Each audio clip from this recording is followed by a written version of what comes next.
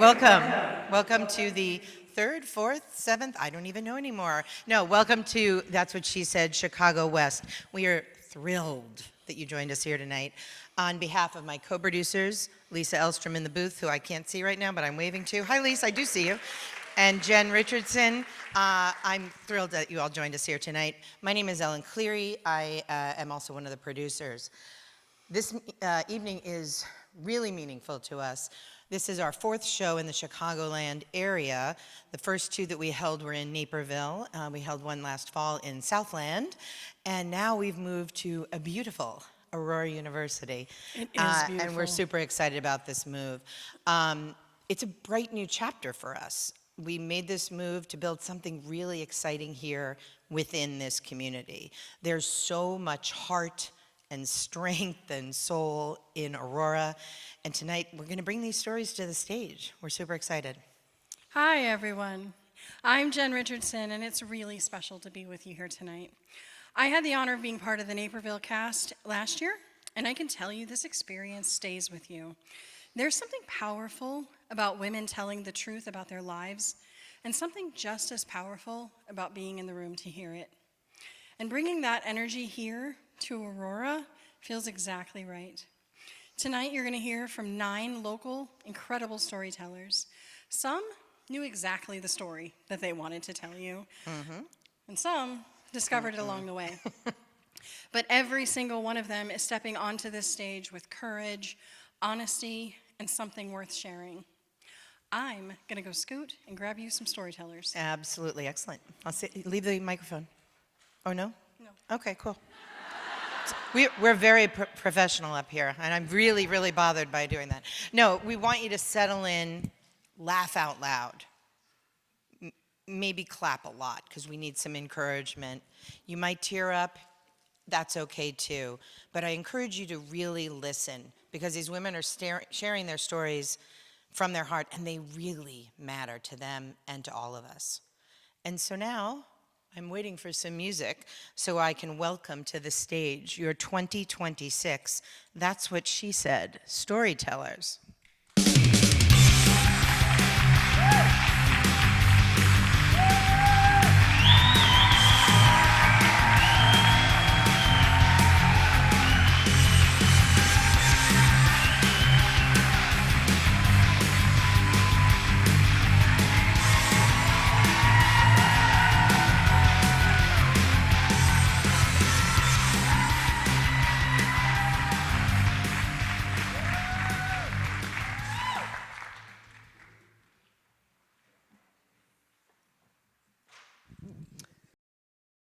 Sometimes the moment that saves your life doesn't look like salvation.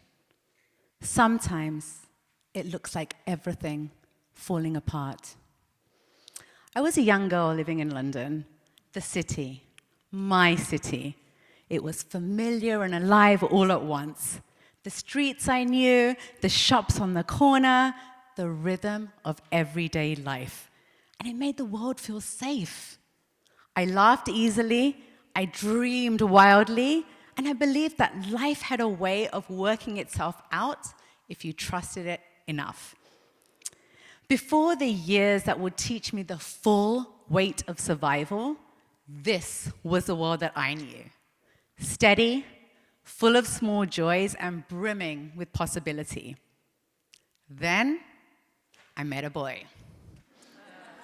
And like so many love stories, it felt like possibility opening wide. I crossed an ocean for love, believing that everything would work out, and I left my family and my city and the version of myself that felt grounded behind. I arrived in the United States carrying hope, believing that we were starting a life together, building something beautiful. That excitement and hopefulness began to fade almost as quickly as I'd fallen in love. I started seeing things clearly once the rose-colored glasses broke. That's right, they didn't come off, they were purposefully broken. Toxicity rarely arrives all at once. It seeps in quietly. a comment that lands harder than it should, a silence that lingers for too long, a tension that becomes normal. Slowly, almost invisibly, I began to shrink. I measured my words, I anticipated reactions, I adjusted myself to keep the peace, losing pieces of who I was in the process. Yes, this may seem crazy, realizing so quickly that a marriage wasn't right for me. After all, we're taught to compromise, to make things work, persevere, right? We're conditioned to believe it takes time to find a rhythm with someone. I mean, I was in love, or at least I thought I was. But I was away from the life I knew, living with someone who really camouflaged who they were, and their true colors started showing far sooner than I ever anticipated. My logic spoke loud and clear at that point of time, telling me to push through. But my instinct, it took a back seat. From the outside, our life probably looked very ordinary, wonderful, in fact. I mean, we had a beautiful home, successful careers, routines and holidays together. But inside, the traditions were different. Christmas morning quiche served with a slice of words that sliced my heart in two. Thanksgiving mashed potatoes, creamy and garlicky, with just a drizzle of doors slamming and cups breaking. Birthday dinners, beautiful restaurants, followed by dessert for one because he left. Our marriage had rituals, just not the kind you write about in Christmas cards. Silent treatment Sundays, try again Mondays, pretend it's fine for the kid holidays. We called it family, but if I'm honest, it felt more like survival in matching pajamas. And yet, within that complicated life, there were moments of extraordinary light. In the second year of our marriage, my daughter was born. Holding her for the first time felt like the world had shifted. She brought a softness and love into my life that I had never known before. In her tiny fingers, in the rhythm of her breathing, there was hope again. 3 years later, I became pregnant with my first son. His name was Nian. From the moment I knew he was coming, I imagined a future that suddenly felt fuller. A daughter and a son, siblings growing up together, a family expanding in all the ways I had dreamed.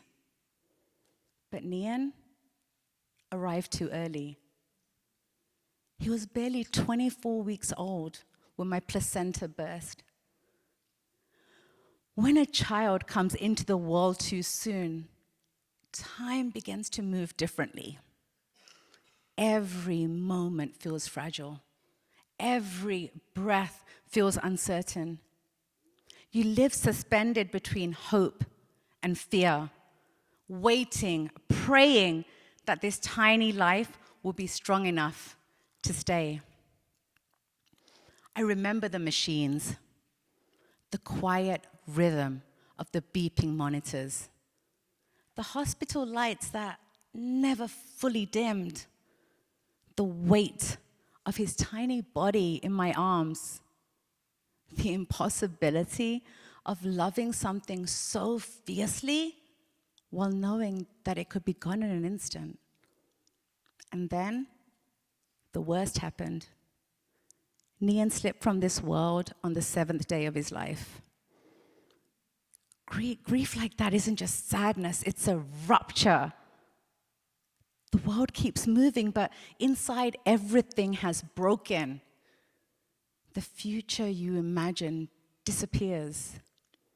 The quiet moments become unbearable because they're filled with absence. I truly didn't think I'd survive. And for a long time, I walked through life emotionless, blind and full of a false sense of feeling because I had no feeling.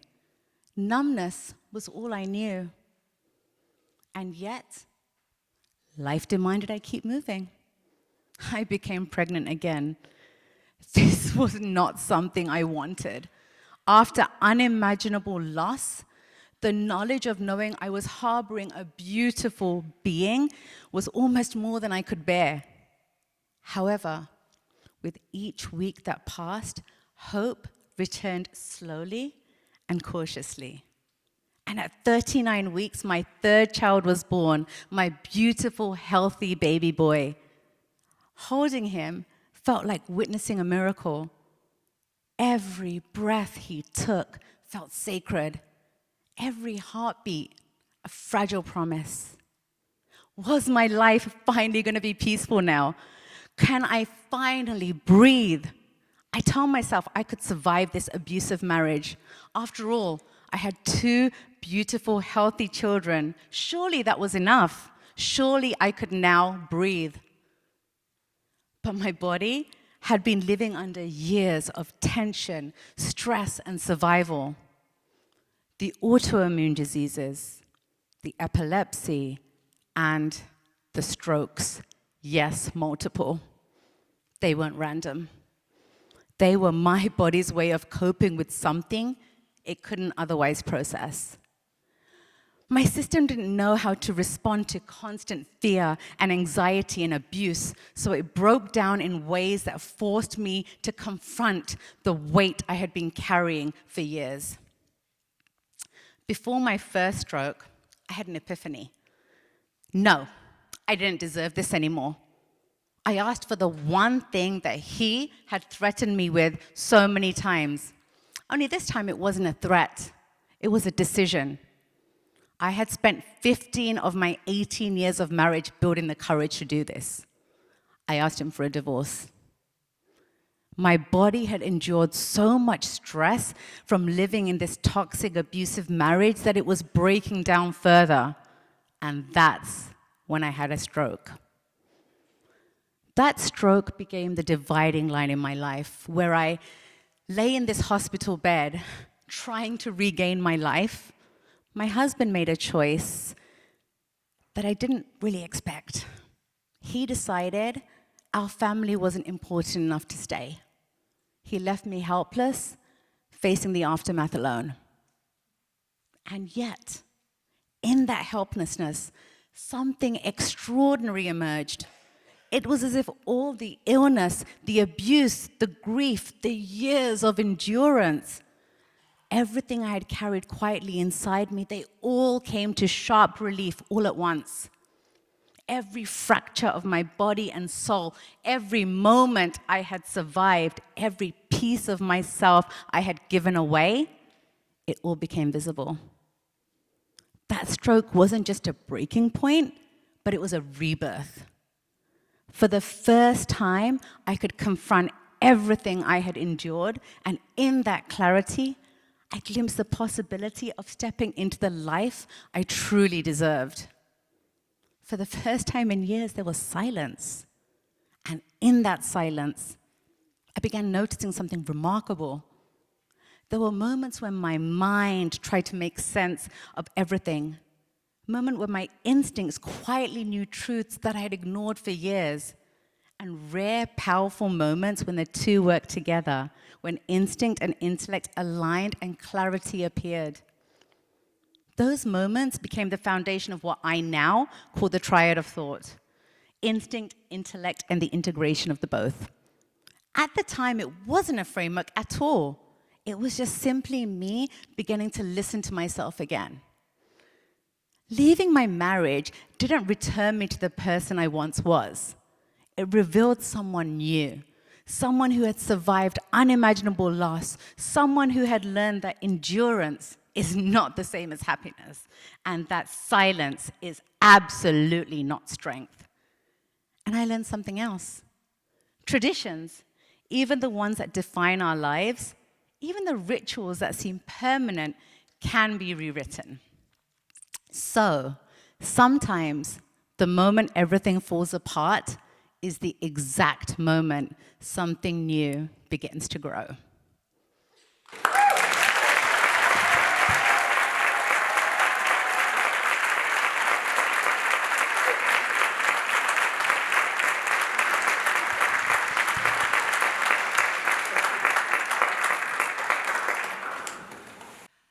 I was raised by a mother who was hardworking, abrupt, had absolutely no filter, and was tough as nails.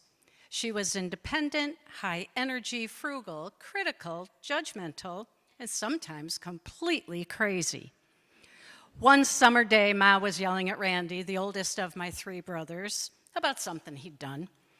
The next thing I know, she grabbed the broom from the kitchen and ran out through the door, chasing Randy down the sidewalk, shaking that broom as she screamed, "I'm going to kill you if I get a hold of you."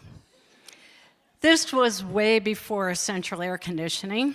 Everyone's windows were open, which meant all the neighbors heard Virginia in one of her nurturing motherly moments. It was embarrassing, but that was my mom.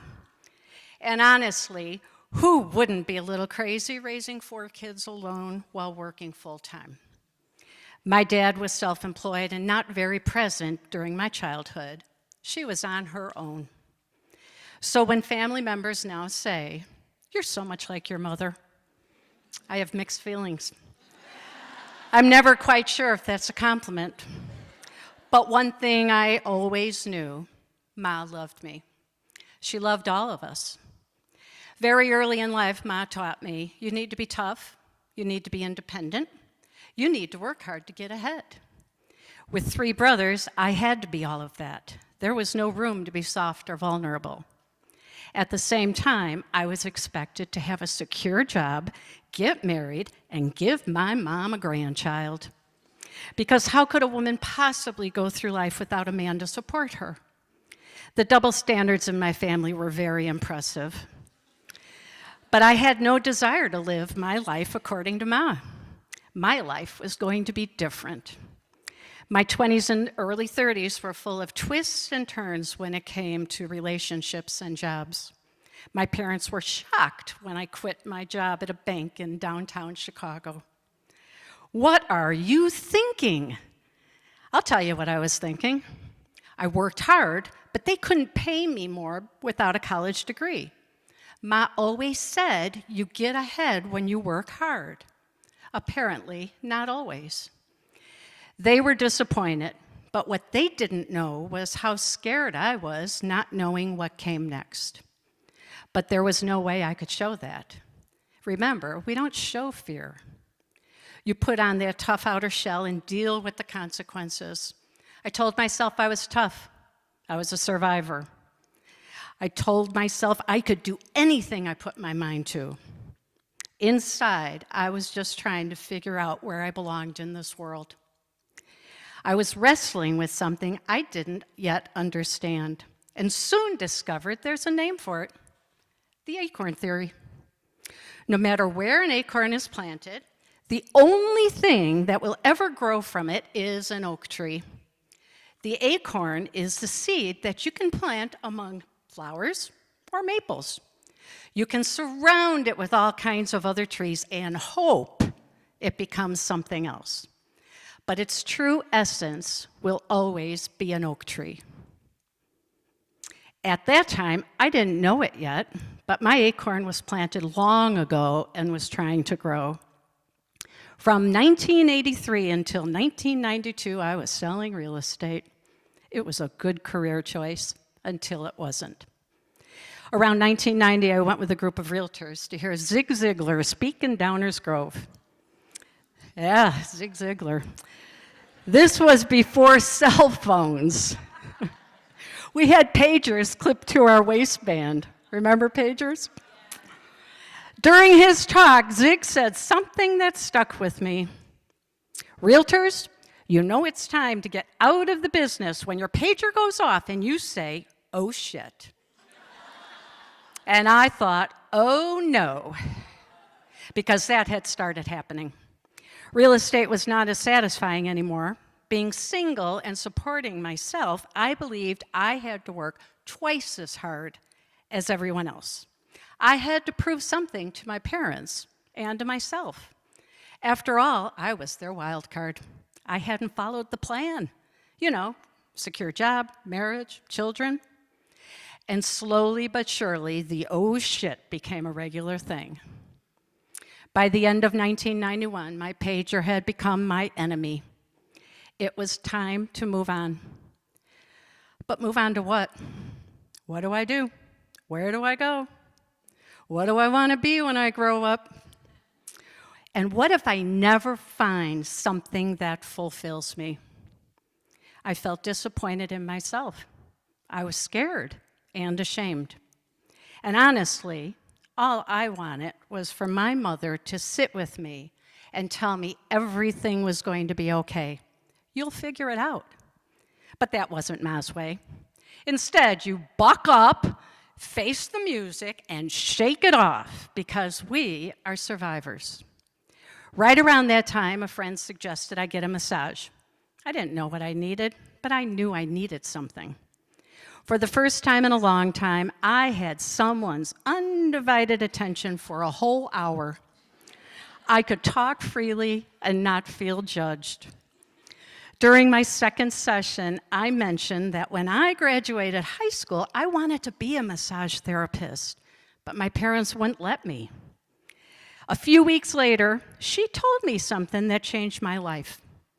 She had just been approved to open a state-accredited massage therapy school, and she was teaching it. I remember thinking, holy crap.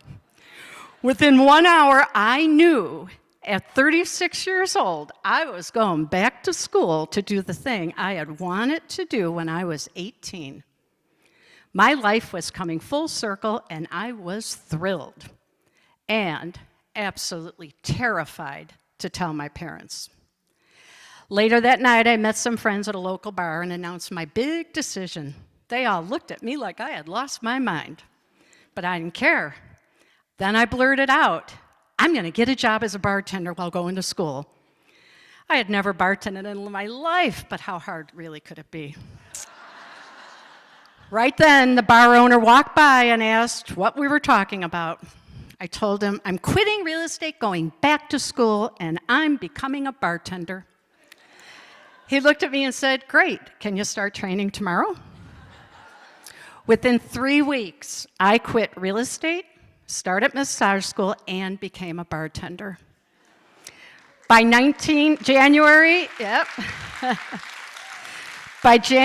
of 1993, I was a certified massage therapist. After working at a couple of spas, I realized there were way too many rules. Suddenly, I felt like I was right back in the corporate world. Their values and mine did not align. So in 1997, I went out on my own, and I never looked back. That was when the real education began. Over the years, I learned the art of listening without judgment, compassion, acceptance, to release expectations, and surrender. I learned to follow my gut and my heart. My job was to have a space for people to talk, cry, laugh, rant, dream, or be silent. I was not familiar with this feeling that began to develop in my heart and throat. I came to realize this is what it feels like to be vulnerable and soft. And it became okay to feel that. And no one thought I was weak. It was not long before I became curious about everything. The body, the energy systems, mind-body connection, how to connect to the heart, mine and others. Because this was my essence. It had been quietly growing inside me all along, just like that acorn. Looking back, I realized something about my mother. Mom may not have taught me how to be vulnerable, but she did teach me how to be strong enough to survive long enough to find my way. She taught me independence. She taught me grit. She taught me how to stand on my own 2 feet. And maybe that toughness she raised me with was the soil that allowed my acorn to grow. Because underneath all that toughness, the seed of who I truly was had been there all along, just waiting for that right time to grow into the oak tree I was meant to be. Ma taught me how to survive, and life taught me how to grow.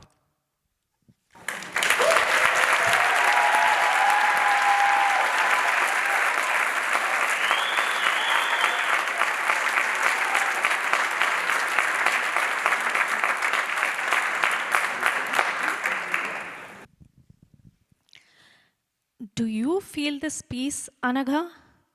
This silence? My brother asked me while I was staring at the stunning sandstone formations at the Arches National Park. No one except me had heard him.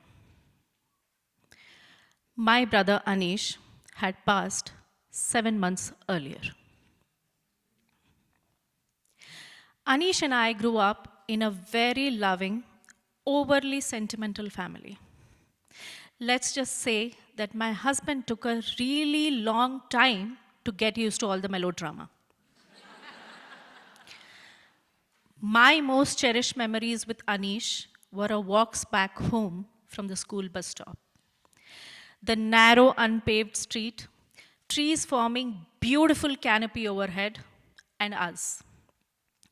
I used to pour out every single detail of my day, and he just listened. One day as we walked, a cow emerged out of nowhere and started charging towards me. This didn't surprise me. 2 reasons. 1, you do see cows on streets in India. And 2, I always find myself in these situations. Wrong place, wrong time might as well be my middle name. And I did one thing that I do best in moments of panic. I screamed. Anish acted quickly. He grabbed me by my backpack, pushed me inside the first house, and stood like a wall in front of me. That cow was abnormally huge. It charged at him, gashed him above his right eye. Blood trickled down on his face, but his expression was of calm and relief. Relieved that I was unharmed. My brother introduced me to the world of books and music. He showed me that books was never just for entertainment. They had the power to evoke emotions. Bollywood music was a shared comfort. When I used to randomly share the songs that I loved with him, I never knew he was making mental notes of those. Until one day he handed me an audio cassette with all my favorite songs on it. Okay, most of us here are seasoned enough to know what an audio cassette is.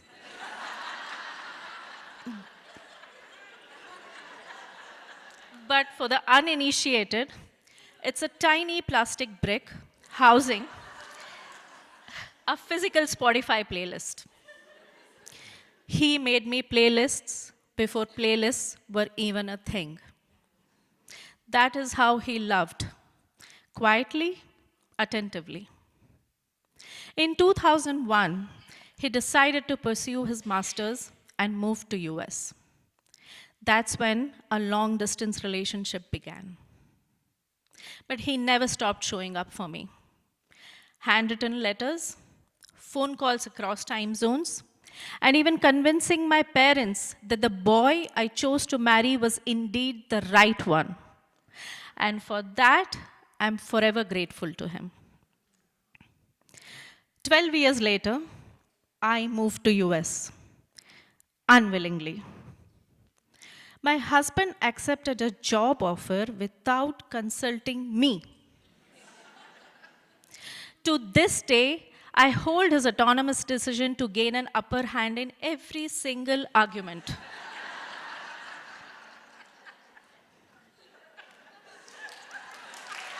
It's a gift that keeps giving.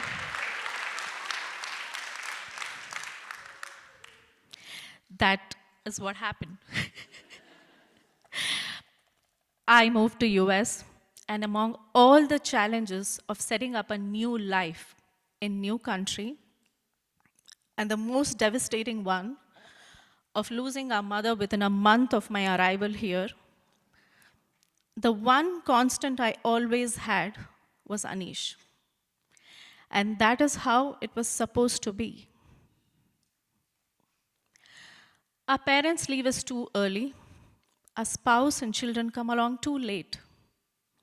Siblings are the only one for the entire ride. Our mother had taught us everything except how to live without her.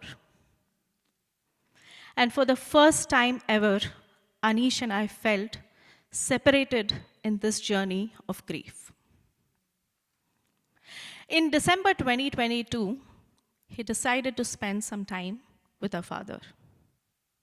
He was supposed to move in with me after his return. So at the airport, I never thought of it to be a goodbye. How I wish I'd hugged him longer. How I wish I had not taken his return for granted. I always knew he was fighting some demons, but did not know the extent. I made the mistake of comparing my demons with his. I too had lost my mother. But I understand now that even siblings raised by same parents do not share their demons. On September 3rd, 2023, in the wee hours, I received a phone call. Please come home now. My father's small, fearful, lonely voice said. After 30 hours of flying, I saw Anish. My constant, my armor, fading away. And for one final time, I talked and he listened. In the blurry months that followed, it felt impossible to live in this world that did not have him. For months, I waited for him to walk through that main door. For months, I waited to see him in the room that he had left. But all I found instead were his neatly folded clothes, his handwritten notes, and every single belonging. Heartache is never a figure of speech. Closed ones were afraid to say his name. But all I wanted was someone to ask me about Anish, so that even for a short time, his relevance in my life would be restored. If you know somebody who has lost someone, never hesitate to bring up their name. Because in those moments, you are one of the way to bring them alive. In order to bring some normalcy, in a few months, my husband planned a trip to Utah without asking me again.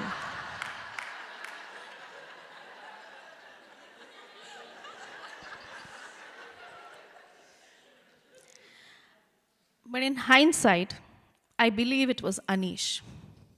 He always wanted to see the arches. Because all of this made sense at that exact moment when I heard his voice. Do you feel this peace, this silence, Anagha? That was his final gift. And only Anish could have thought of it. He was telling me in the only way he could to put down the weight I had been carrying. And standing there in the silence that he loved, I finally did.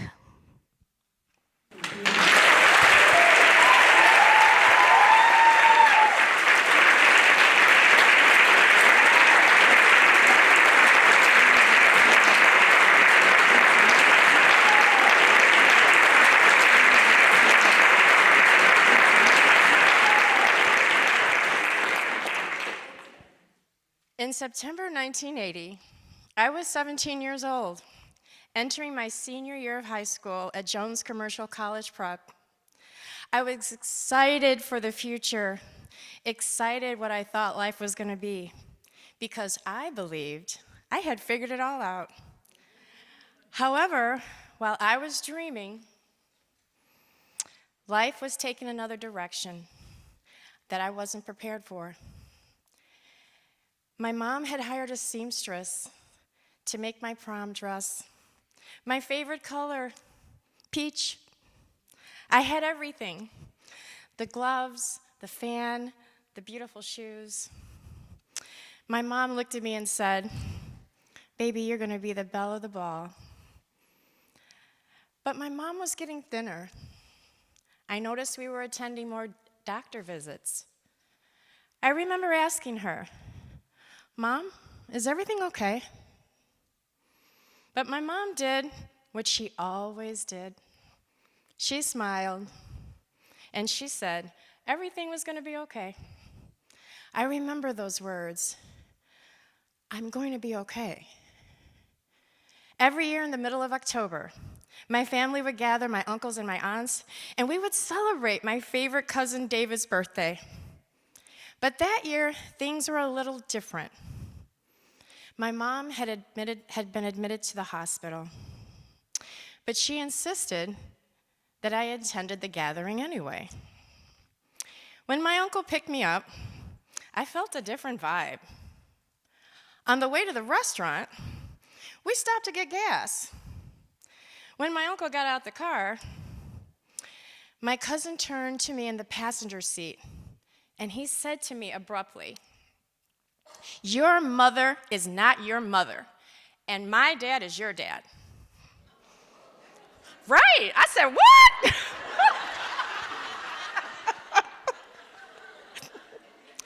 Ooh, thank you for that. Y'all know how I'm feeling. Woo. But in that moment, I felt like someone had punched me in the stomach. I couldn't breathe.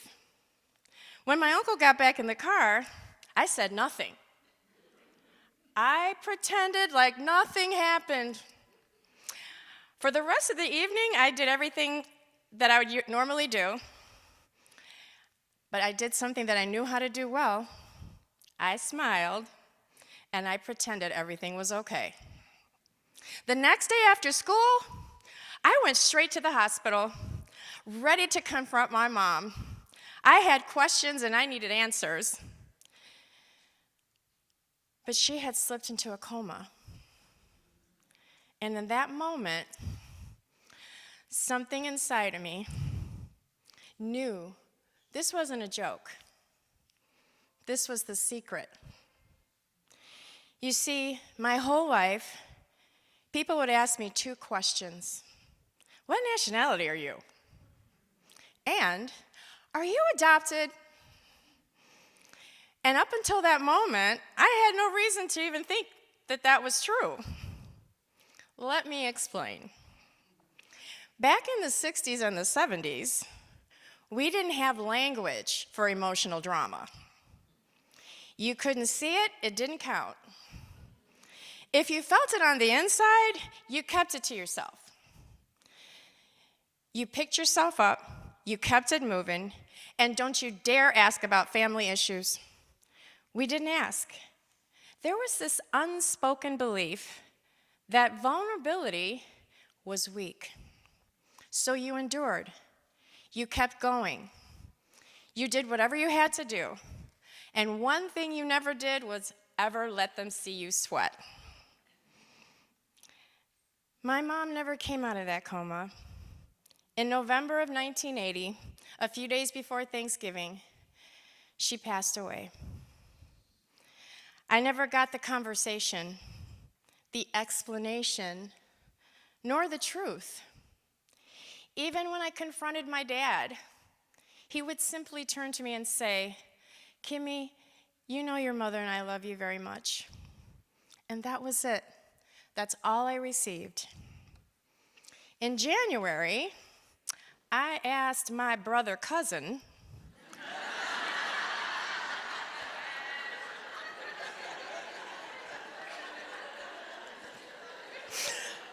"Hey, have you met our mother?"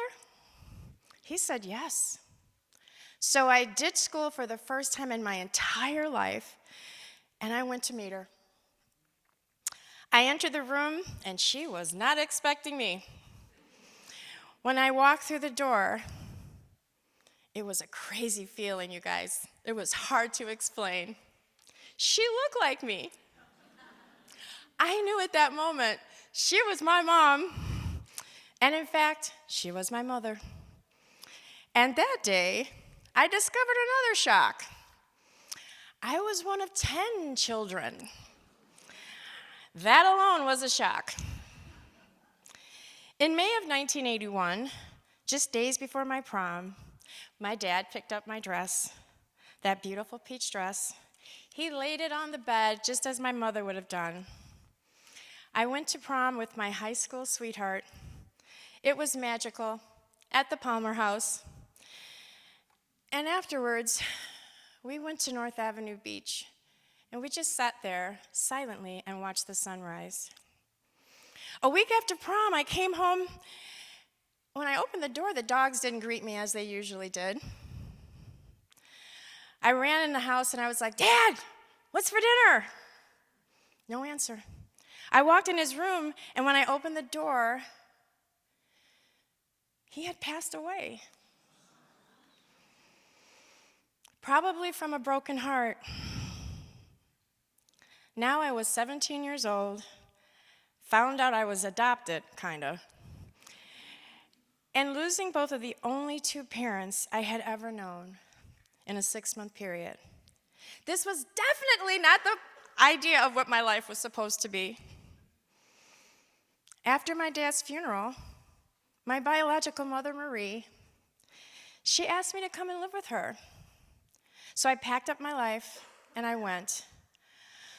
I left everything I had ever known, my family, my friends, my home. After losing the only mother and father I knew, I thought, maybe I'll fit in here. But it wasn't the case. Everything was unfamiliar. The house, the rhythm, the people. I didn't know how to be. I didn't know how to act. I didn't know how to be in that space.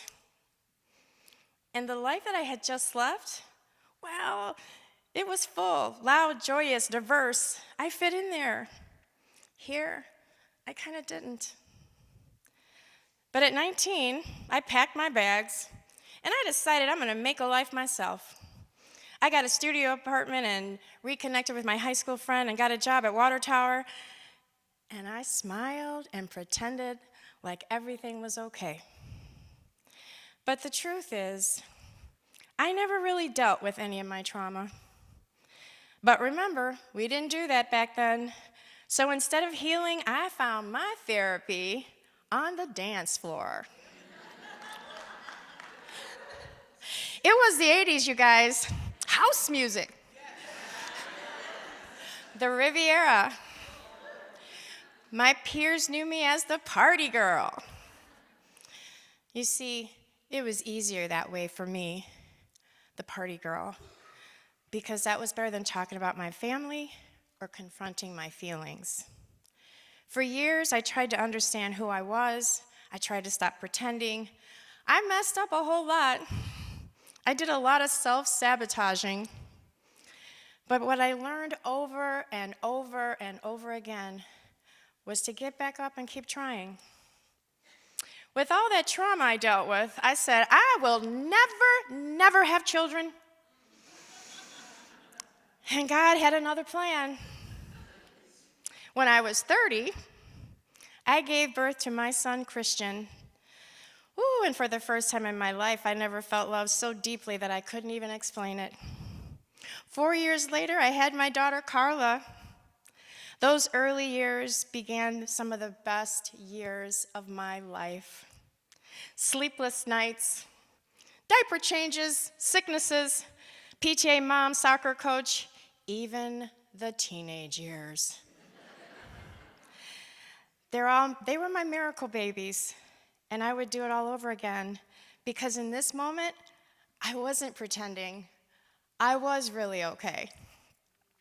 In addition to becoming a mom, I decided at 40, I'm going to invest in a business. And with all the ups and downs in that business, I learned to define Kimberly, the real Kimberly, the one who stands in her truth with all that entails.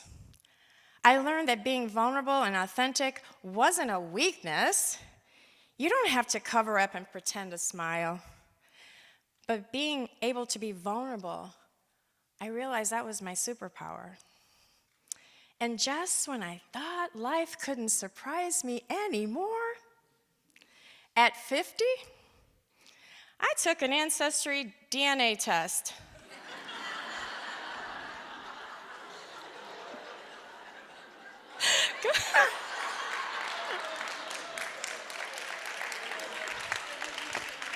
Oh, shoot. Still not knowing who my biological father was, the results revealed a woman as my sister. But here's the thing, she wasn't connected to my other 10 siblings. A phone call later, everything shifted again. I found my biological father through that testing. Unfortunately, he had already passed. But I had discovered I had 6 more siblings. Woo! I said, I remember saying, what the hell? Oh my goodness. But when I met them, and today, all 16 of us have a beautiful relationship.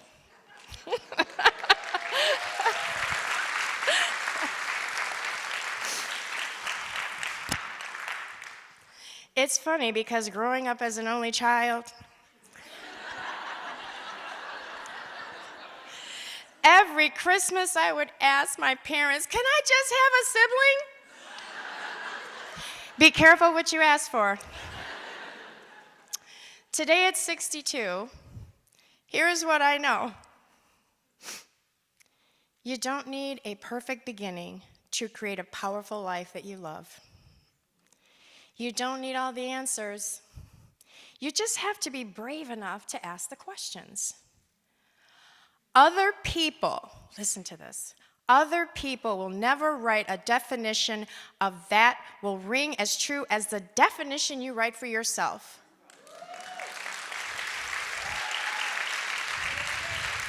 Amen, amen, sister. Surround yourself with people who lift you, who believe in you, who support you, who inspire you. Even the ones who shout out harsh truths in the front of your uncle's car. No matter where you are right now in your life, even in the midst of a storm, from that place, you can rise, because I'm still rising.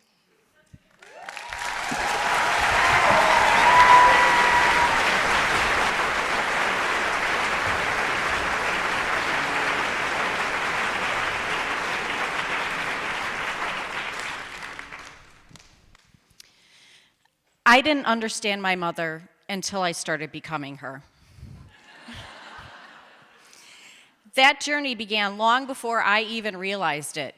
Most of my transformation occurred in the passenger seat of her 1992 white Buick LeSabre, which didn't have a side mirror, but did have a yellow crayon melted into the back bench seat. Being a passenger in Mom's car was often a frightening experience when I was young. In 7th grade, I was a cheerleader and Mom was driving me to a basketball game. Suddenly, she violently sneezed and the car veered off of the road. Unfortunately for us, a police officer was driving behind her and pulled her over under suspicion of drunk driving. This is hilarious in retrospect, as Mom never had a sip of alcohol, but at the time, it was mortifying for a 12-year-old angsty me. We were late for the game, and I was none too pleased with her. When I entered high school, I attended a private Catholic school in Woodstock, Illinois. I usually took the bus, but on Monday mornings, Mom would drive me and a few friends before heading to her late shift, closing the campus library at Judson College. I'm sure it was a sacrifice for her to spend her only late start driving in the opposite direction of work, but she never complained. She rarely contributed to our conversations, content to be a fly on the wall in the front seat. At 15, on an early Saturday morning in January, Mom took me to get my driver's permit and even let me drive home.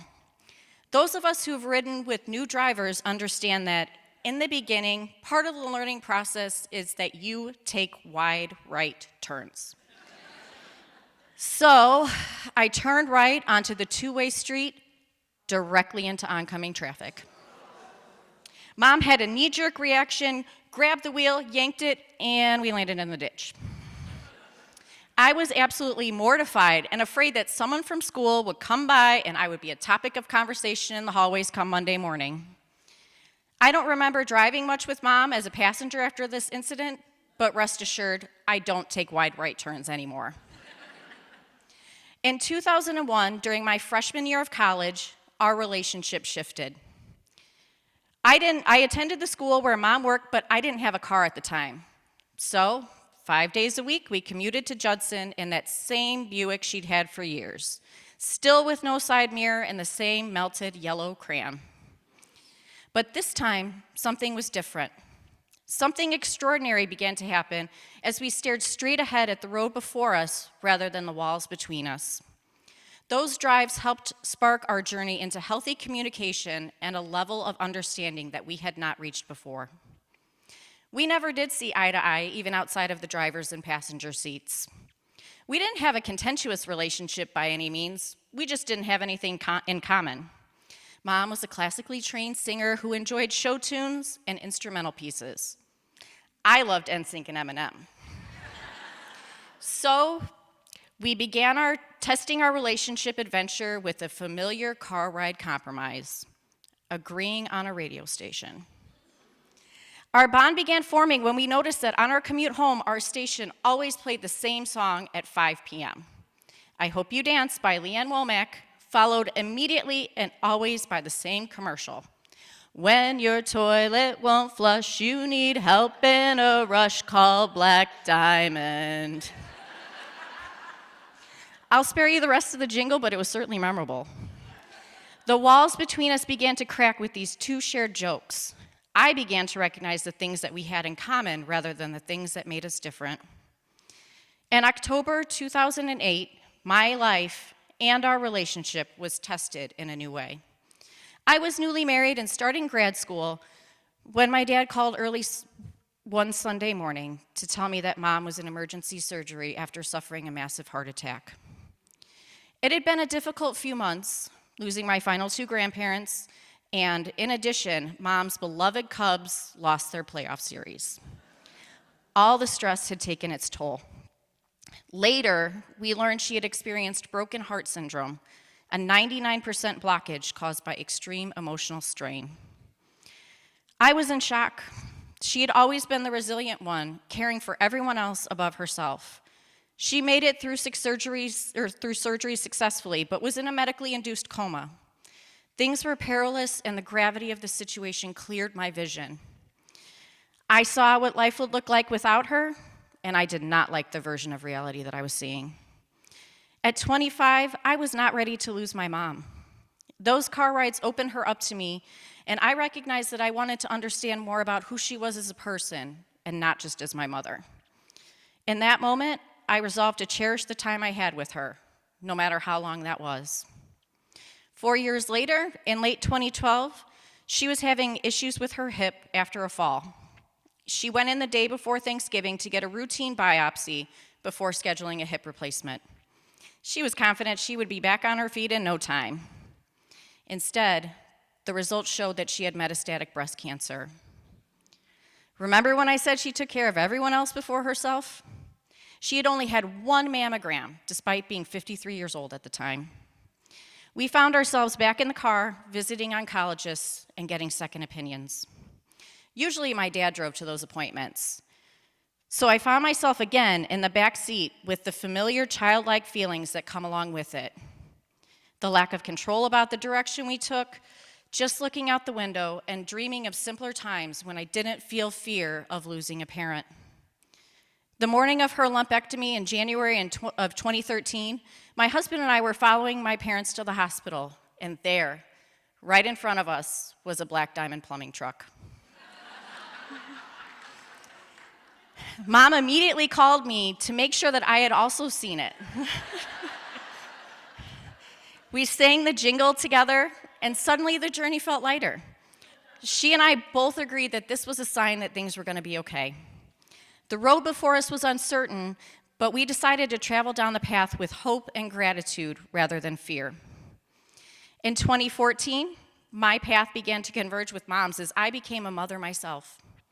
The tiny passenger in the backseat of my car showed me all of the unnoticed sacrifices Mom had made for me over the years.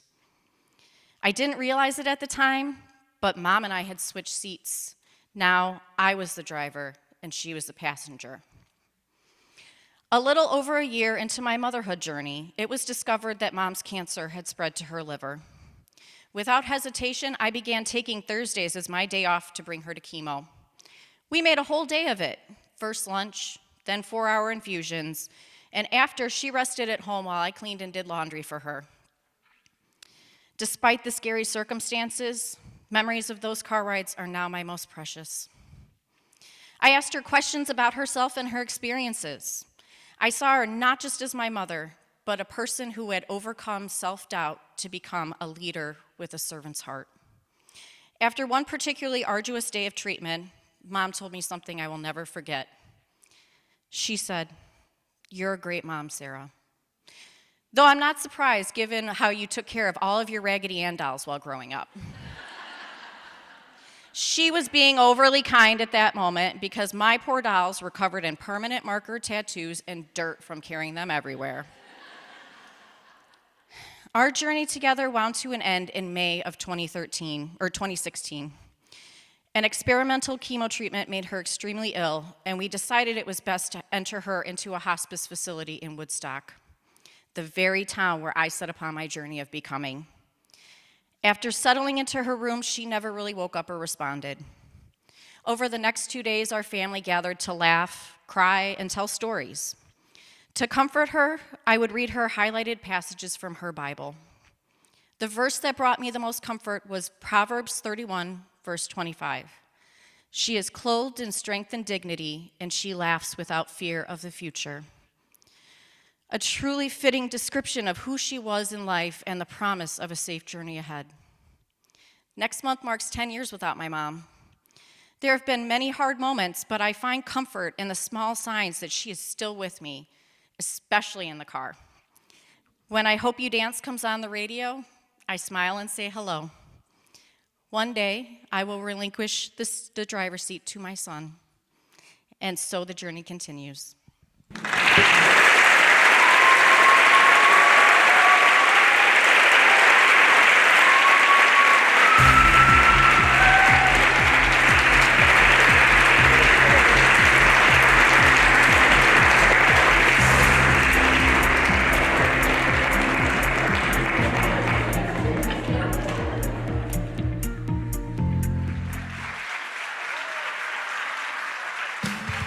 Toilet won't flush, you need help in a rush, call Black Diamond.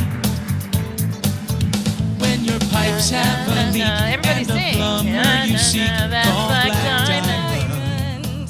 Yeah, She's right. That is pretty catchy. it is catchy. I like it a lot. Welcome back. How incredible has this been so far? I know.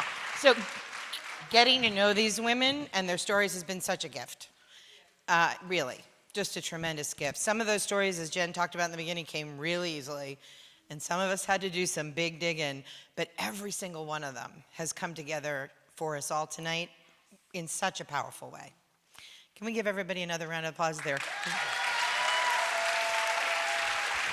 They can hear you. Seriously. I also want to take a moment to recognize the people who helped bring together tonight's show for us. I know Jen and I would like to give a special thank you to our director and co-producer, Lisa Elstrom, for guiding these stories and these storytellers with such great care and attention. And we're also very grateful to Aurora University and our team here at Crimi Auditorium for welcoming us and helping us make tonight possible. Absolutely. We love it here. We'd also like to recognize any She Said alumni in the audience tonight. Woo, Once you're a where are you, sister, girls? you're always a sister. Stand up. Let's wave. Where are our Right. sisters? Woo!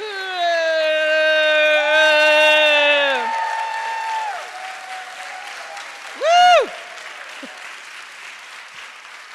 And then I'm not going to ask her to stand, but just a little quick happy birthday to my mother-in-law. Happy birthday, Sue.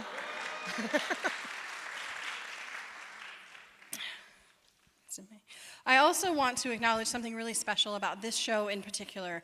It's brought to you tonight not by one presenting sponsor like we typically have done in the past, but this show was brought to you by a community.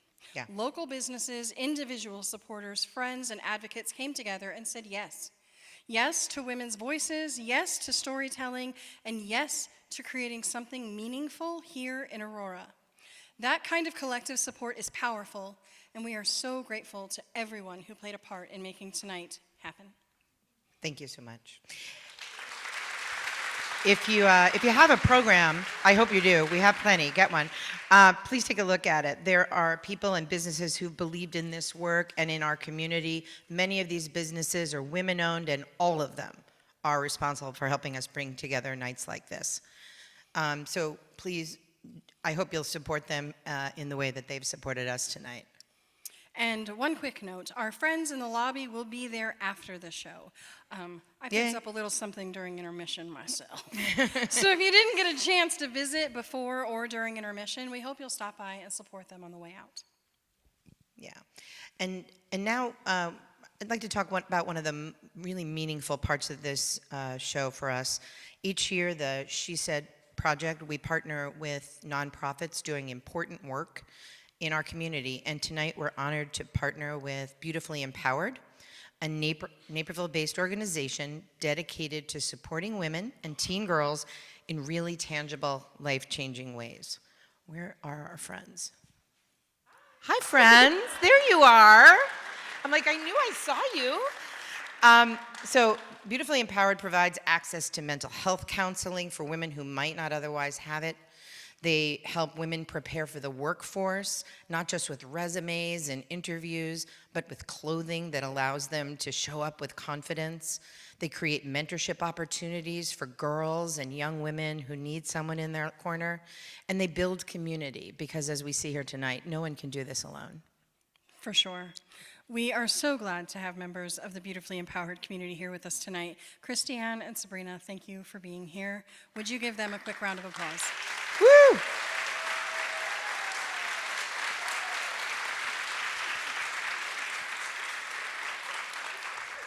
A portion of tonight's proceeds will go directly to support their work, and we are proud to stand alongside them.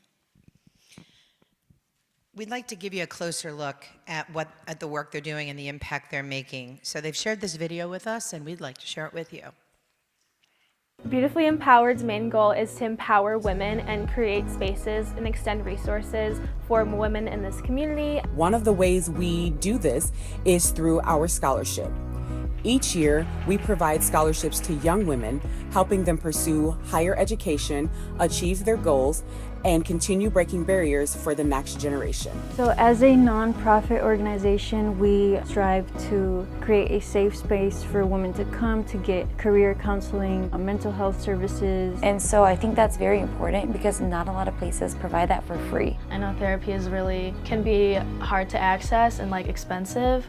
And then we have an amazing career closet where everything's under $3, so you can get a full-blown professional outfit. And we do a lot of community outreach and events. Our biggest event each year is our Her Story Conference, where we bring women together to share their stories, celebrate resilience, and provide tools for personal and professional growth. I am in charge of our Empower Her network, which connects college girls to our mentors. We help them get experience and help that they need in their career. We also have a program called Big Sis Little Sis, where we pair junior high girls with positive high school mentors.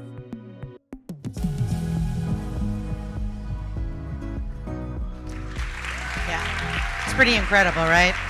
I'm so grateful that you guys are here tonight. Thank you so much for joining us. Are we ready for our second act? All right. Please join me in welcoming back to the stage your 2026 That's What She Said speakers.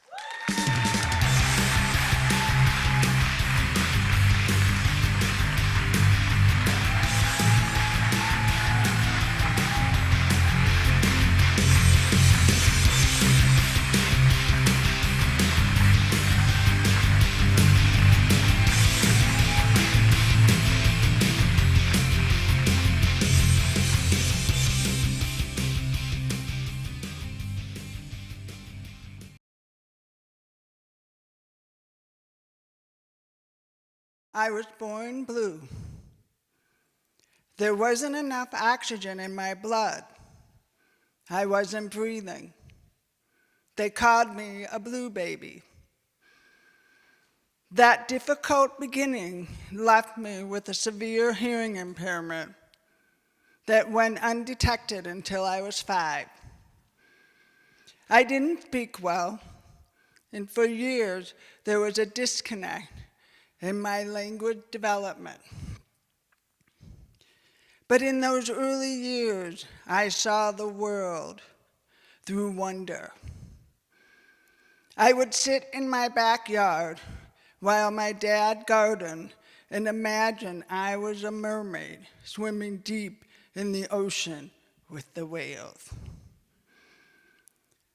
The natural world gave me comfort and adventures.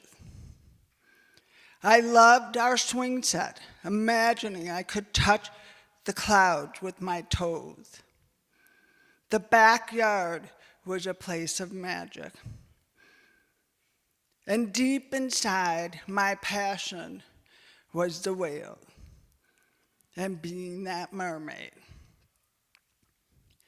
When I was 12 years old, I watched a documentary about the killing of whales. I sat on a black couch, staring in disbelief. Something in me woke up. My innocence began to wash away. The whole world disappeared. It was just me and them. I felt their pain, their helplessness, and something rose inside of me, a fierce, primal need to protect them.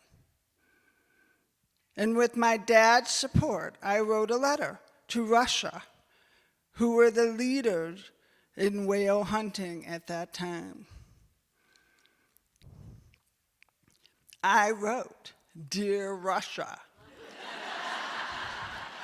these whales are essential to our ecosystem, to our health of our ocean, and ultimately to us. Best regards, Mary." I was just 12. And I was just a child, but I felt connected to them. And looking back, I am in awe of that little girl's courage. Somehow I knew that one day I'd be a part of their world. They were the companions of my soul. But the world had a different plan. As I grew up, the world told me to choose an easier path, a softer way. The label that haunted me was disability, a severe hearing loss, and how humanity saw this less than. And to protect me, my parents and the educators guided me towards what was realistic. They told me whales would be too hard. Science is too challenging. So I tried to trust them. I tried to be normal, to fit into a world built on sound, a world that I couldn't fully access. The educational system wanted me to become a hearing person.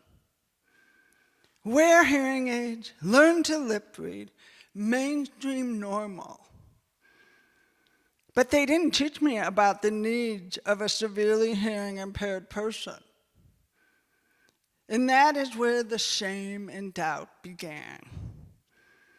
Trying to be normal only isolated me. I became ashamed of being deaf. I felt like I was a burden if I asked for help. So I stopped saying what? I faked it. I nodded when I didn't hear. I smiled when I was completely disconnected. And I worked so hard, yet felt like I was failing. Like I was too much, but not enough at the same time. And that brave little girl slowly became a young woman filled with doubt and shame. And the one single word began to define my inner world. What? Afraid to ask. What did they say? What did I miss? What's going on? Coming from a family of 9, there was a lot of noise and chaos, and a lot of not knowing. And beneath it all, a quiet voice whispered, I am not enough. When I was about 35, I stumbled into a world of language and dance called eurythmy. Sound became visible through movement. My body ached for this language because my language is vibration. It was as if my body had been waiting for this. Still, even there, I was misunderstood in how I took the world in through listening.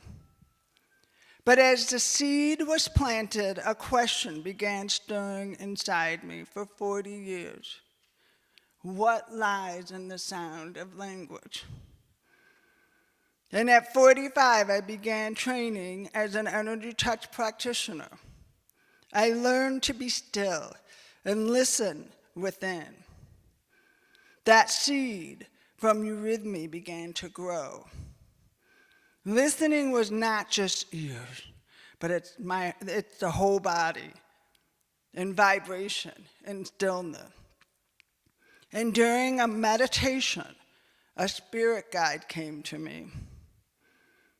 It was a whale, a humpback whale. His name was Micah.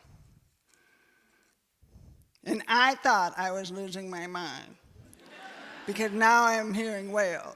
But my mentor said, you're not crazy. You're strengthening a muscle within.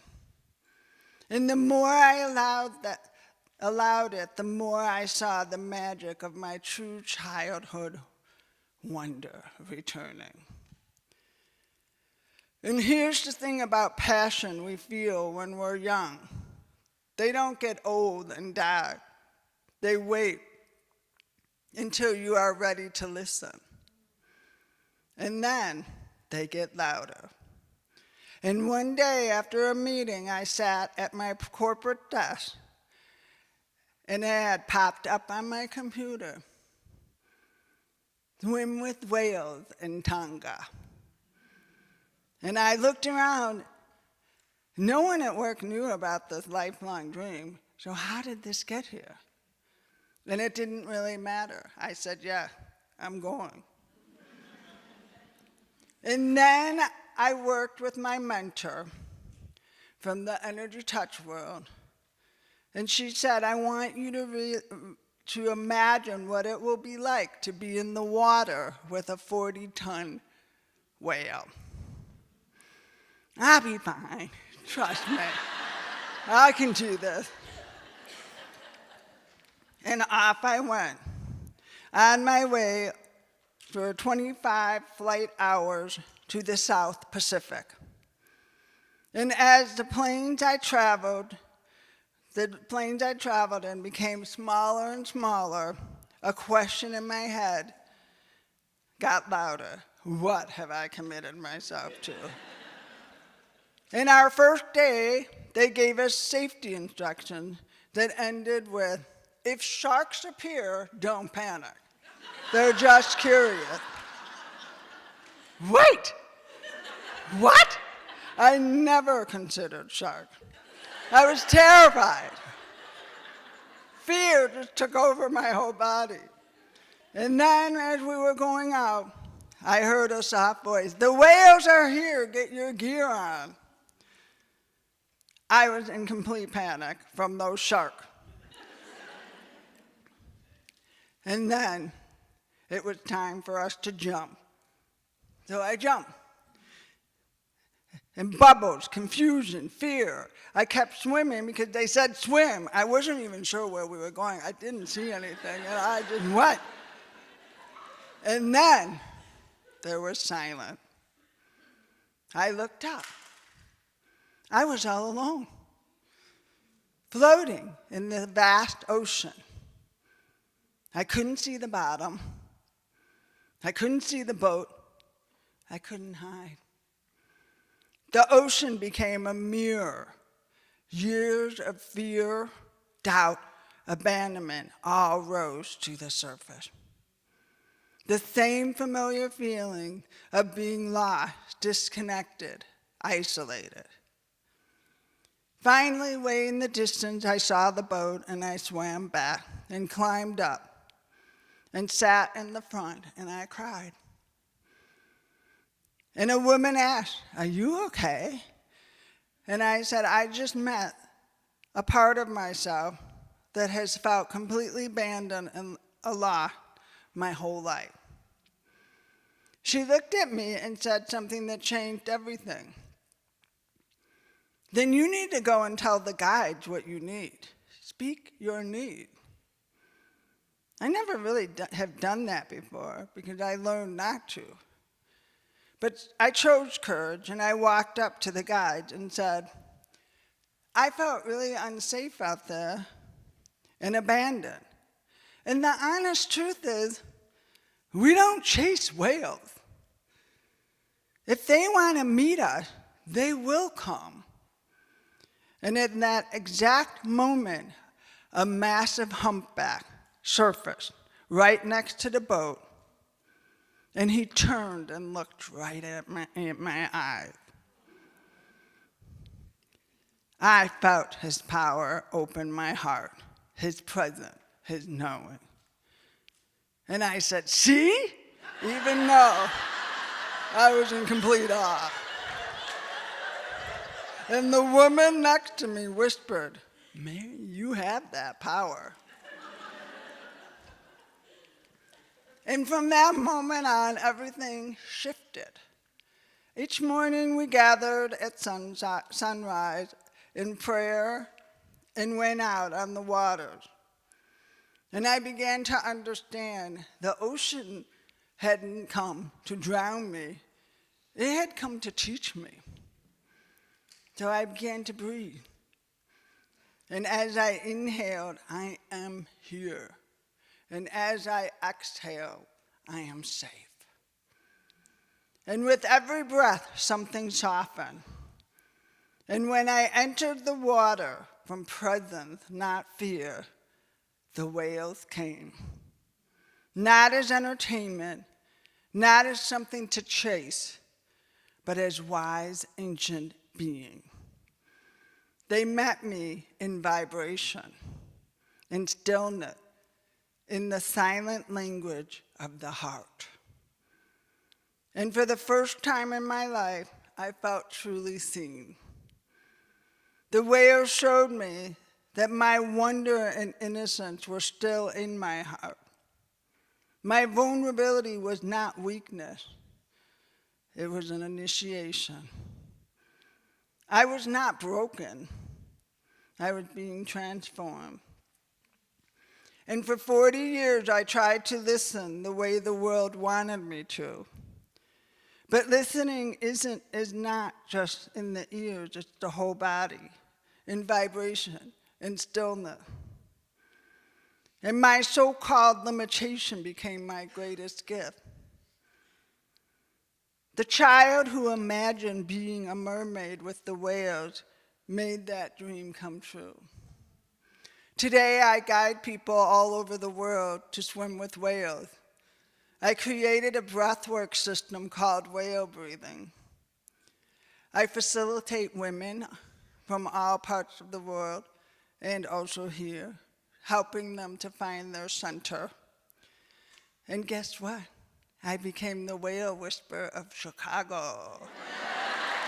So let your dream live, and thank you.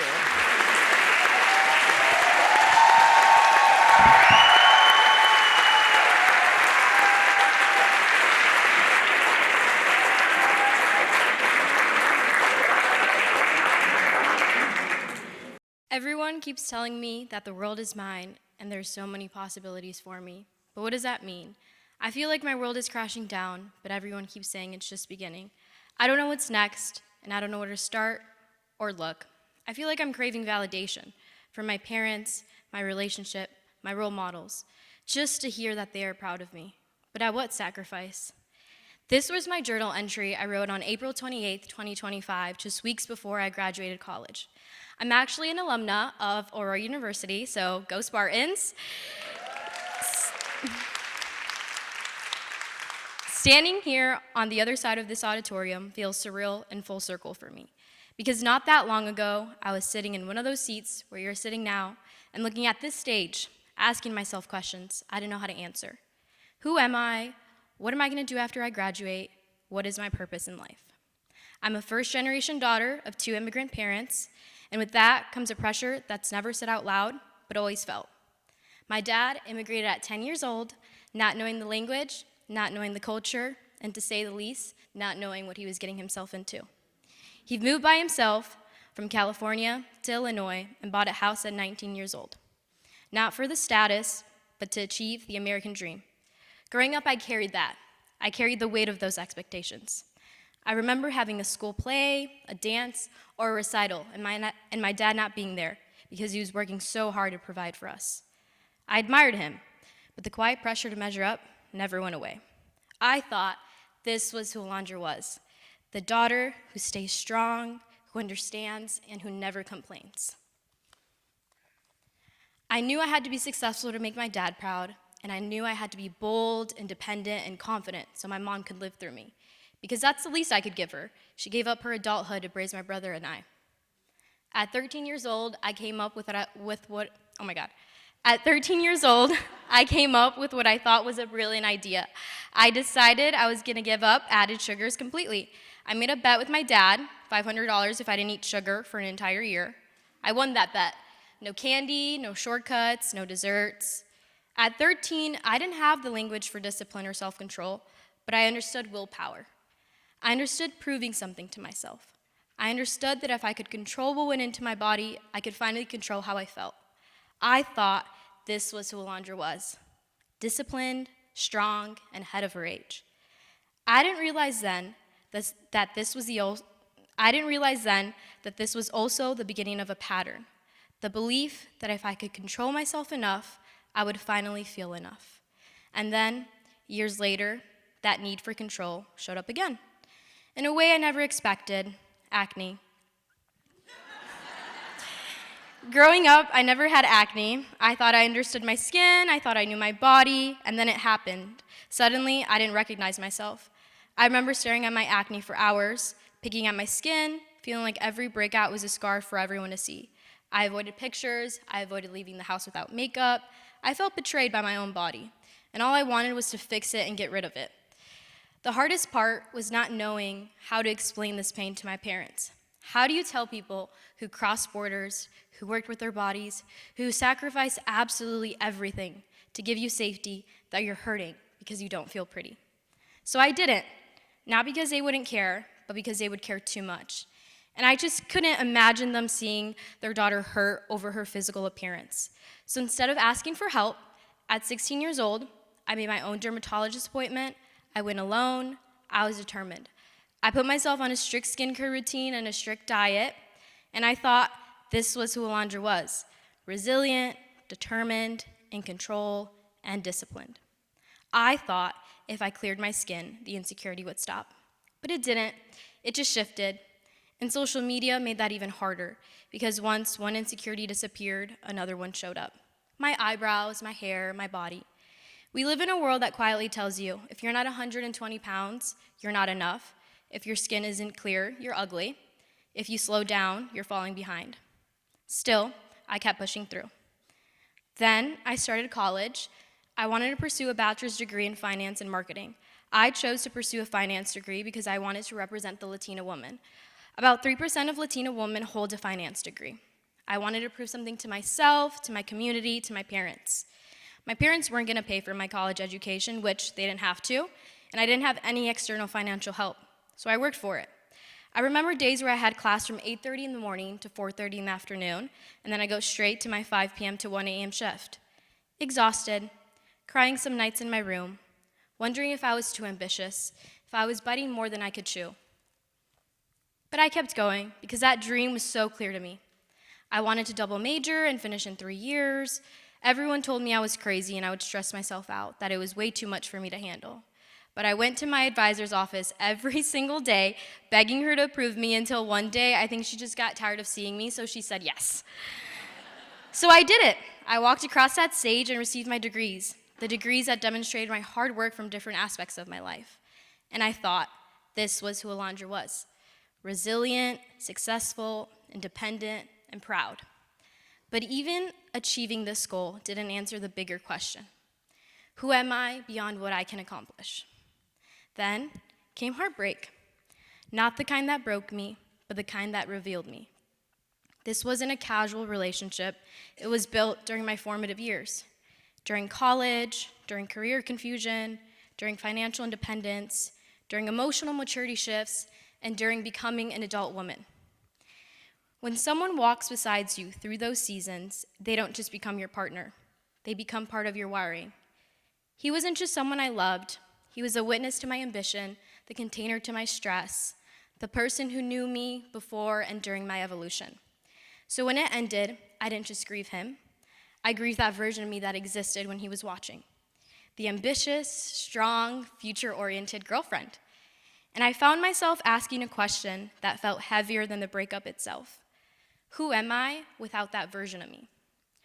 Losing a relationship I loved forced me to sit with myself in a way I never had before. There was no title to chase, no distraction to hide behind, no version of productivity that could save me from feeling it. For the first time in my life, resilience didn't look like pushing forward. It looked like slowing down. And that was new for me. Healing meant learning that I can't outwork grief, I can't outachieve loss, and I can't control my way into healing. Instead of running, I needed to choose stillness. And somewhere in that stillness, I realized something. I thought I had lost my co-author, but he wasn't my co-author. He was my teacher in this life. He taught me how deeply I can attach and love. He taught me that strength isn't always fighting for something. Sometimes it's just learning to release it. He taught me that that version of me that existed when he was watching was always mine. He didn't create my ambition, he didn't create my discipline, and he didn't create my strength. He just witnessed it. I recently moved across the country, not to escape, but to expand, to become someone who could sit with herself and still trust herself. And this is who I thought Alondra was. The woman who can pick up her pieces, make herself whole again, brave, love herself, and strong enough to start all over. For a long time, I thought success meant being better than my parents. But now I see it differently. Their pressure was external: survival, stability, security. Mine is internal: comparison, perfection, performance. Their success was survival, mine is self-discovery. And then I started asking myself a new question. What if Alondra isn't the version I keep trying to live up to? What if she's still forming? What if the American dream isn't perfection, but permission? Permission to grow, permission to mess up, permission to change your mind, permission to feel pain. My whole life, I kept assigning myself roles, as if clarity meant permanence. But now, I understand something deeper. I am not a fixed definition. I'm a product of my experiences. And if I keep experiencing, I will keep changing. And I don't want to be finished. I don't want to be a final version of myself at 22.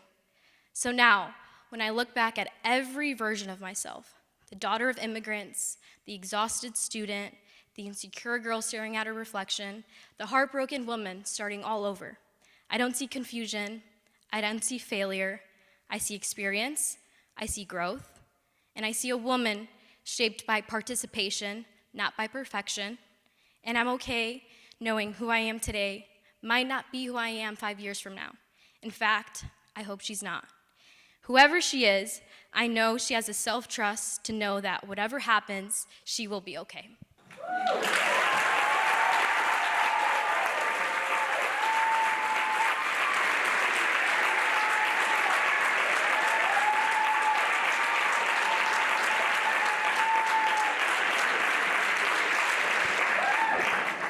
Life has a way of testing us when we least expect it. One moment, everything feels steady, and the next, a storm rolls in. The sky darkens, the wind howls, and suddenly you're standing in the middle of something you never asked for. That was our life when cancer entered it. And it changed everything. Our plans for the future shattered before our eyes. Cancer didn't knock gently before entering. It stormed in and it kicked the door wide open. There is a particular kind of helplessness that comes with watching your child suffer. It is the type of pain in your chest that makes it hard to breathe. When you know that the only thing that's holding your chest and your back from touching are those gasps of air that you are taking between the tears. The fear was unbearable. It followed me daily like a shadow. It was with me in every hospital room, every test result, and every conversation with God. I would often wonder, have I failed her as a mom? Did I miss something? Were there any signs? Could I save her? Somewhere in the beginning of the chaos, we made a conscious decision to live in a world of miracles and not coincidences. Not because we were strong, but because we were desperate. We would play a game called Our Daily Blessings. And you would be surprised by the kind of things that you notice when you change your perspective. We would celebrate every moment that was special. A moment with nausea, a meal that she could keep down, and a good nurse, a magician visit, a sunset through the hospital window. Those were all special moments. At night, we would gather and call them out to each other. My kids thought I did this for them, but really I did it for me because I needed hope. Because in those moments, I needed something to hold on to. I was not able to control the cancer, but I was going to control the way we responded to it. When you're fighting something of that magnitude, your world shrinks. And those little moments and little things that most people don't notice, they are gigantic to you. I remember a night when we came home from chemo and we found bags of Get Well cards waiting at our front door. They had been made by the students at our school, each of them filled with love, hope, and intention. In that sweet gesture, I saw an opportunity. I took those cards and I covered our living room mirror and the entire wall, creating what became the wall of love. I wanted Ailani to see encouragement instead of her reflection, especially knowing that losing her hair would be very hard for a 10-year-old. Another time, coming from chemo, we found a bag of nothing but cakes. There was no note, no name, just kindness. And I stood there by the door, holding that bag, crying. Because in a moment where I felt completely abandoned by control, someone showed up without being seen. I call them our blessings. Maybe they didn't know it, but they were the glue holding me together. When the time came for the inevitable hair loss, Ailani didn't care about the wigs. She wanted everyone to see her beautiful bald head. To her, it was not something to be ashamed of. It was a symbol of strength, a badge of honor, a sign that she was fighting, but most importantly, that she was winning.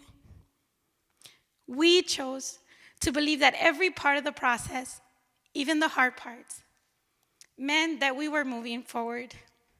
We didn't focus on fear or statistics. We held on to faith, love, and the overwhelming support surrounding us. That wall, those cards, and all the other acts of kindness, they carried us. The hospital admissions lasted weeks at a time.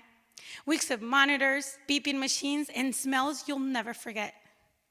But every time we went, we packed our swimsuits, we went to the Dollar Tree for party decorations, and we pretended to go on vacation instead of the hospital.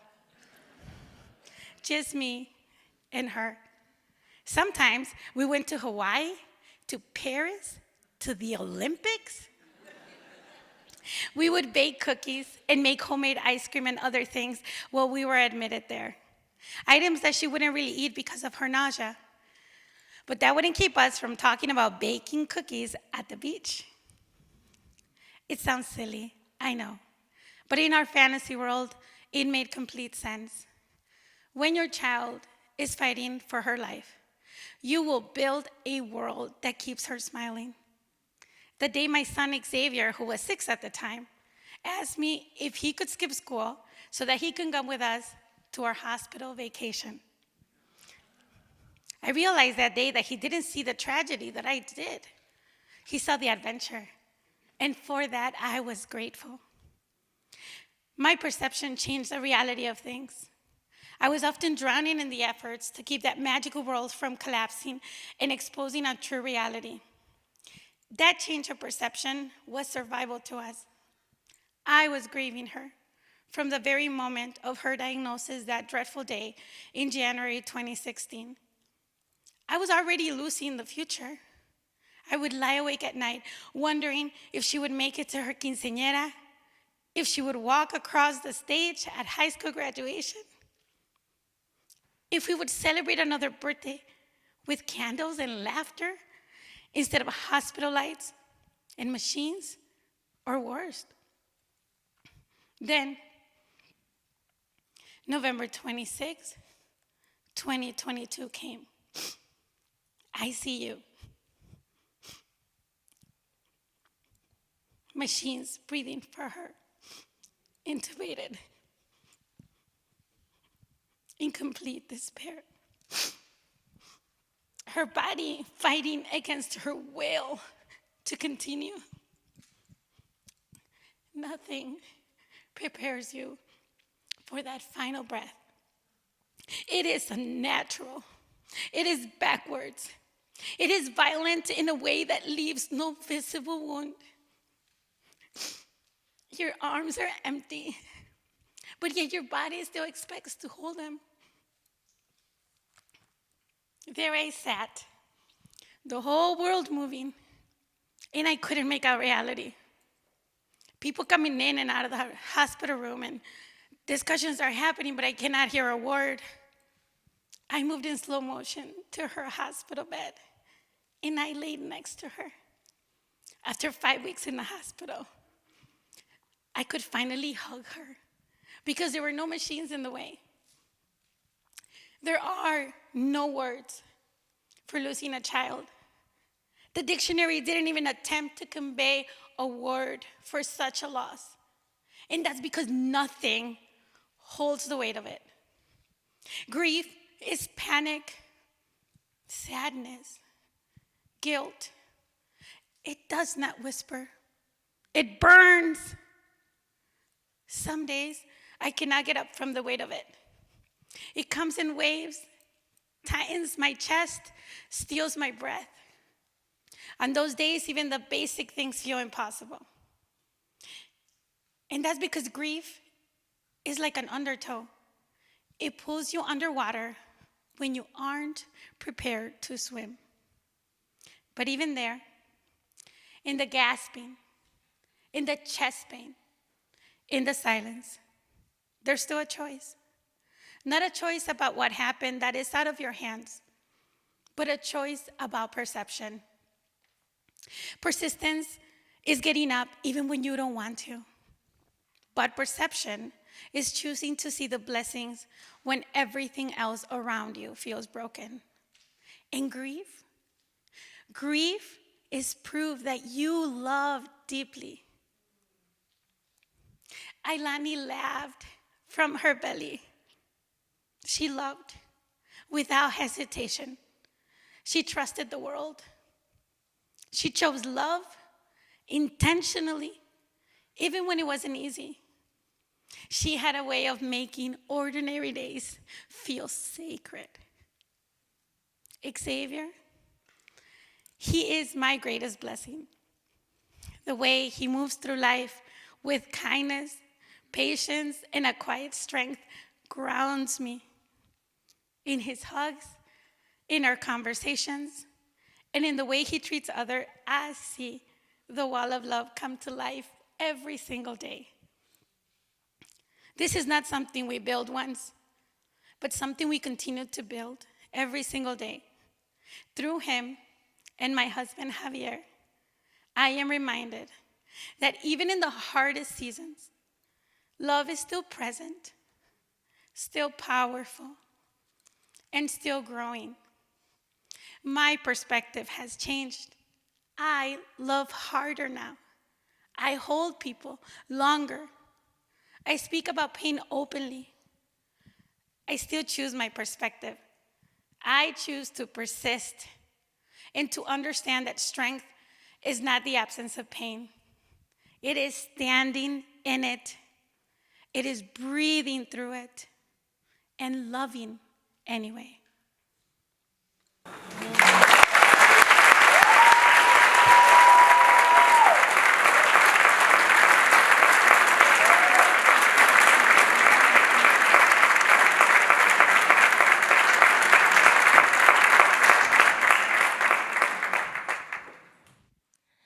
Happy birthday to you. Happy birthday to you. Happy birthday, happy birthday. Happy birthday to you. Except it wasn't my birthday. It was 4 a.m., May 29th, 2009. I woke up to a loud boom. I jumped out of bed and ran to the front door. And when I got there was already a big hole in it. The hole was so big, they could have just walked on in the house. On the other side of the door were several police officers staring at me, and I was staring back at them in my birthday suit.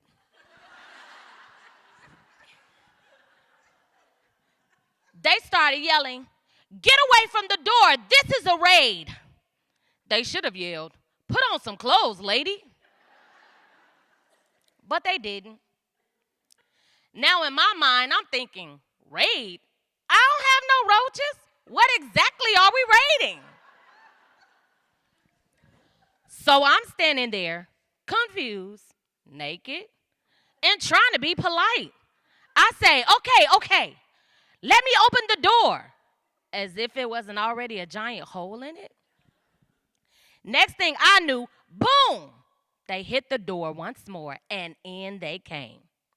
At least 9 or 10 officers in my condo, looking at me like I was a featured attraction in a strip club.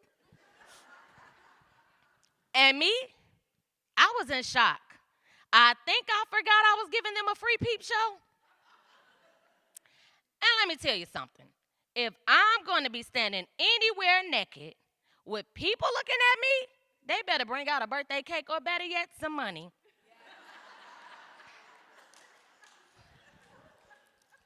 Instead, they brought out handcuffs. Now, here's the interesting part. The handcuffs would not stay on my wrists. I kept sliding right out of them. They even tried 2 pairs. I still slid out. Eventually, they said, just keep your hands behind your back. They also realized pretty quickly they couldn't take me out in my chocolate suit.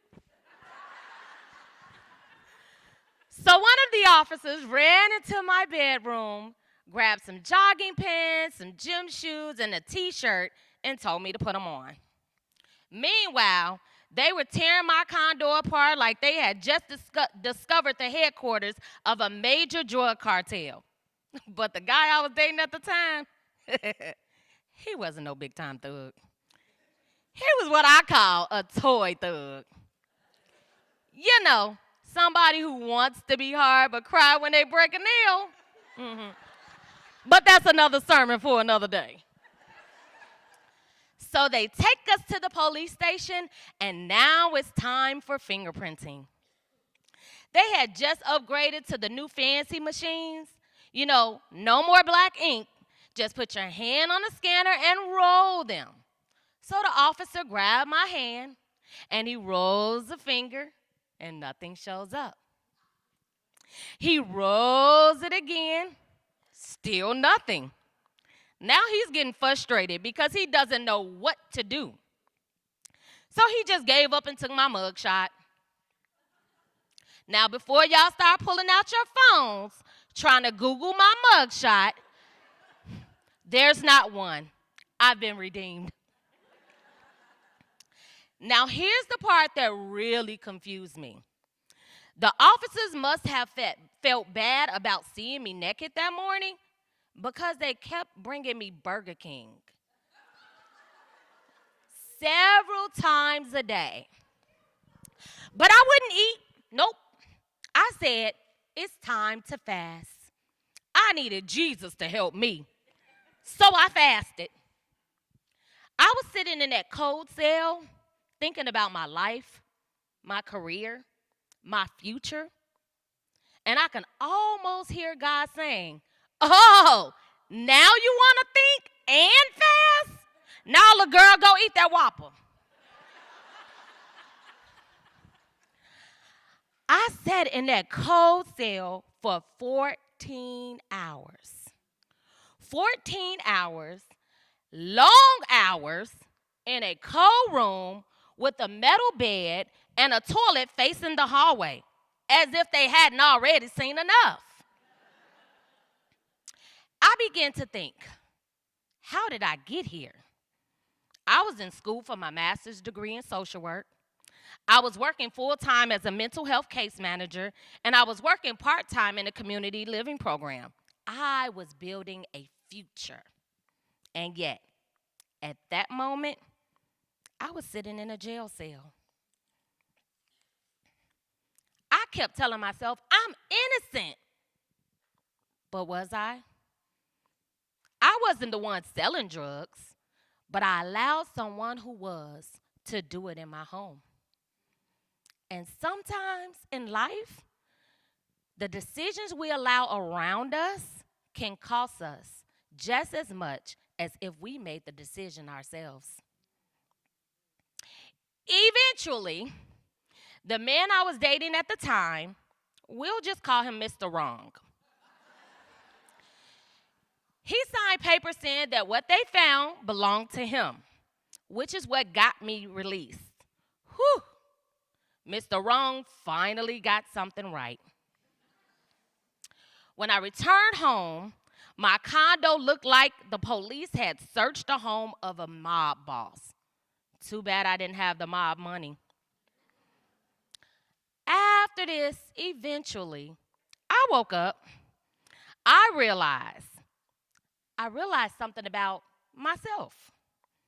I realized I had too much purpose, too much calling, and too much life ahead of me to throw it away for someone who didn't even know who they was. Now, that was in 2009. Those 14 long hours could have defined the rest of my life, but they didn't. Today, I'm married, not to Mr. Wrong. I'm a mother, a business owner.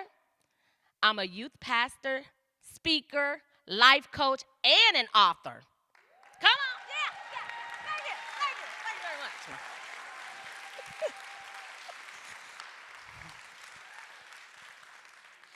I spend my life helping people live in and on purpose, no matter what their past looked like. I enforce the power of you can. I learned 2 important lessons that day. Number 1, never commit a crime and sleep nude.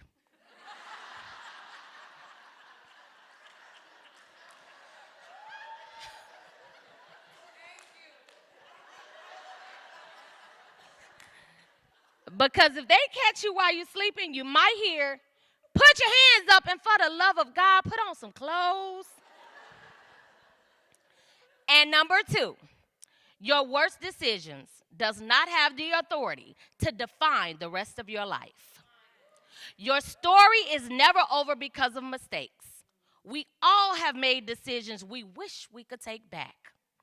We all may have thought, I should have known better. So hear me clearly tonight. Your story is not over. That morning, I stood there in my birthday suit, thinking my life was over. But sometimes, life has to strip you down to the truth. And the truth is, your worst moments do not get the final say over your life. Your purpose is still alive. Your future is still possible. And if a woman who once got arrested naked can stand here clothed in purpose, you can too.